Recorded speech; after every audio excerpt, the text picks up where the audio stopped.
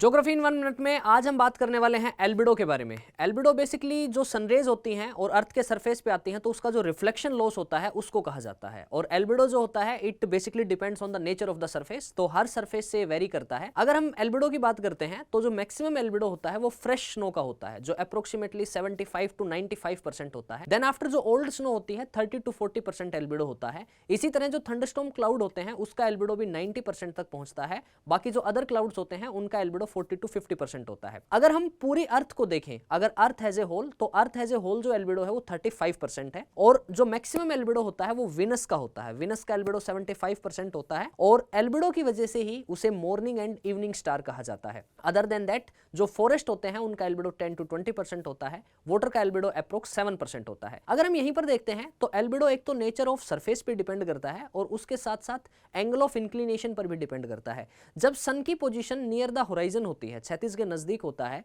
तो उस समय पर मैक्सिमम एल्बिडो होता है। और जब सनरेज परपेंडिकुलर होती है, 90 डिग्री होती है, उस समय पर एल्बिडो मिनिमम होता है।